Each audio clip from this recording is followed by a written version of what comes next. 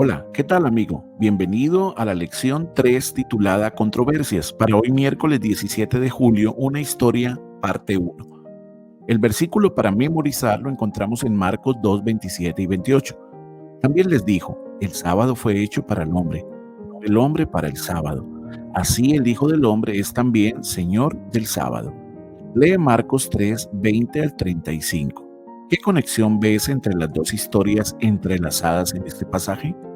Y se agolpó de nuevo la gente de modo que ellos ni aún podían comer pan. Cuando lo oyeron los suyos vinieron para prenderle, porque decían, está fuera de sí. Pero los escribas que habían venido de Jerusalén decían que tenía a Belcebú y que por el príncipe de los demonios echaba fuera a los demonios. Y habiéndolos llamado les decía en parábolas, ¿cómo puede Satanás echar fuera a Satanás? Si un reino está dividido contra sí mismo, tal reino no puede permanecer. Y si una casa está dividida contra sí misma, tal casa no puede permanecer. Y si Satanás se levanta contra sí mismo y se divide, no puede permanecer, sino que ha llegado su fin. Ninguno puede entrar en la casa de un hombre fuerte y saquear sus bienes si antes no le ata, y entonces podrá saquear su casa. De cierto os digo que todos los pecados serán perdonados a los hijos de los hombres, y las blasfemias cualquiera que sean, pero cualquiera que blasfeme contra el Espíritu Santo no tiene jamás perdón, sino que es reo de juicio eterno, porque ellos habían dicho, tienes espíritu inmundo.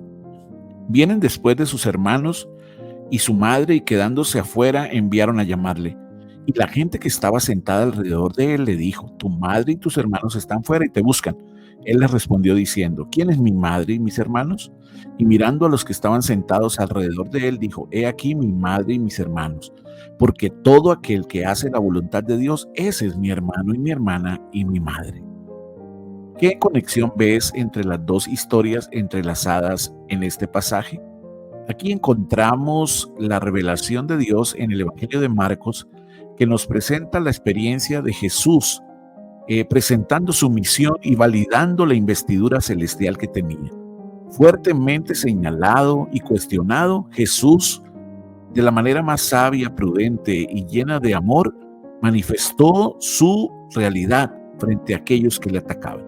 Pero veamos qué nos dice la lección. Este pasaje es la primera historia sándwich en Marcos, donde se inicia una historia, se la interrumpe con otra y se completa luego la primera.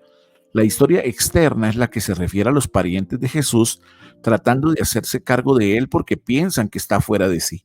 La historia anterior, contenido del sándwich, es la que los escribas procedentes de Jerusalén que acusan a Jesús de ser cómplice del diablo.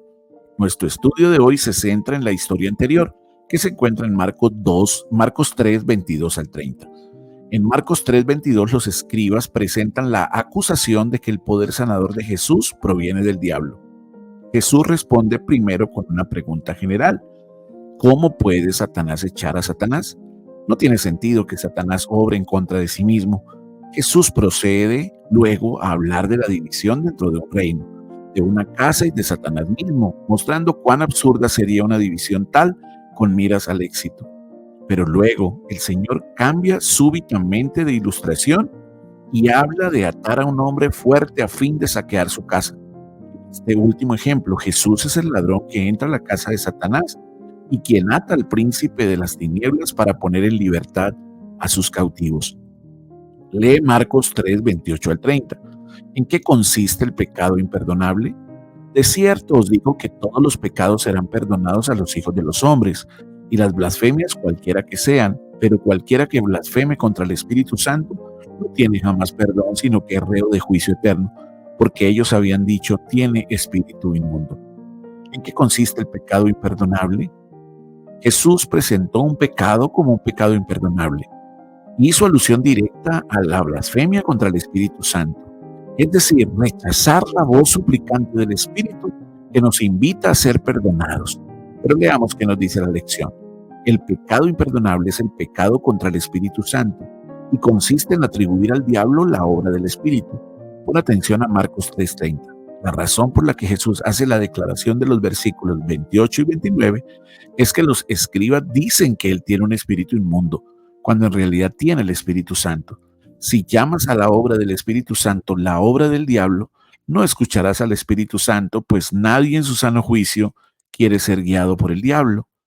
Porque el hecho de temer haber cometido el pecado imperdonable en sí es en sí una evidencia de que no se le ha cometido. Cuando tu corazón siente la voz suplicante del Espíritu aún que te invita a arrepentirte, es una evidencia de que el Espíritu está allí dispuesto a que tú te acerques y puedas ser perdonado. Indiscutiblemente mantenerse en el camino del Señor, sostenernos de su mano poderosa, nos ayudará a avanzar aún en medio de las luchas de la vida. Que Dios te bendiga, amigo querido, y que podamos seguir aprendiendo cada día de la palabra de Dios.